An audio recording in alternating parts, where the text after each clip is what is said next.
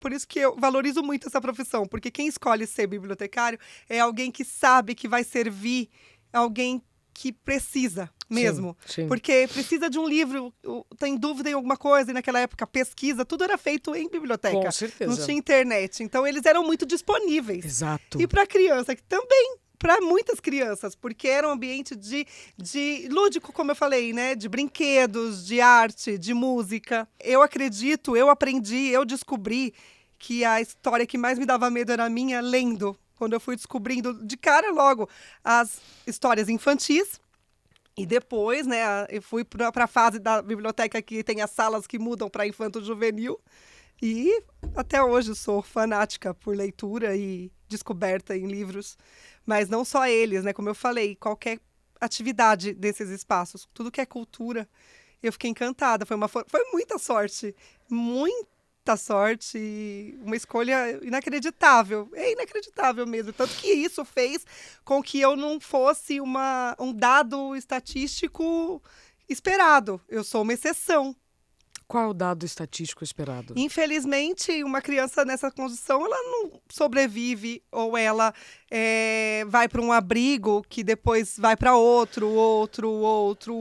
Enquanto outras pessoas buscavam anestésicos nas drogas e na bebida, você buscava o anestésico nos livros. E eu me assustava com tudo isso, porque eu via a pessoa desconectada, assim como meu pai.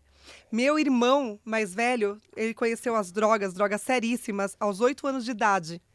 Também, porque o meu irmão também ficou vulnerável. Esse olhar não é só meu, né? O meu irmão mais velho é uma pessoa hoje que é dependente química, que sofre muito com a consequência dessa história inteira.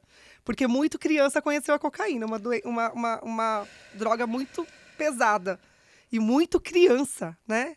E assim, ele e todos os outros que estavam à minha volta. É pesado. Eu tenho um olhar mais leve para tudo. Eu conto de um jeito leve, mas é tudo muito assustador. Quando é que a história começou a mudar? Quando 2 tias, uma irmã da minha mãe e a esposa dela, perceberam que eu estava em situação de rua. Isso você tinha quantos anos? Eu tinha 11 quando eu fui resgatada da rua. Pera lá, dos 4 até os 11, então são 5, 6, 7 anos. Exatamente. Depois eu de conto 7 dia anos... por dia, não conto nem por ano.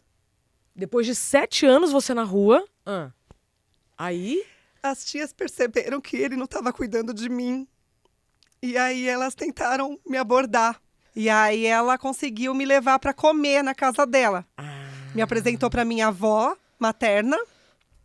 Porque assim, minha família paterna inteira tá em Portugal. Uhum. Só a materna estava em São Paulo. Porque você não está acostumado. E eu não tinha recordação nenhuma de alguém cuidar de mim ou de me limpar. E eu mesma também não cuidava de mim. Eu não escovei os dentes. Eu não tomei banho durante anos, Isa. Então, e eu não tenho vergonha de dizer, porque se eu estava na situação que estava, não tinha condição, não podia mentir que tinha um chuveiro. Nem na biblioteca tinha chuveiro, e não tem até hoje. Recomendo chuveiros nas bibliotecas. Mas, assim, as tias, elas não sabiam disso. E eu estava piolenta, fedida. Eu era um menino, eu me vestia de menino. Cabelo curto, ali a gente corta o cabelo e a gente se manifesta da melhor maneira que pode se proteger. Ainda ser feminina ainda é um desafio. Porque eu tinha que, assim, no sentido de aparência, eu quero dizer. Sempre fui uma menina, eu sei disso.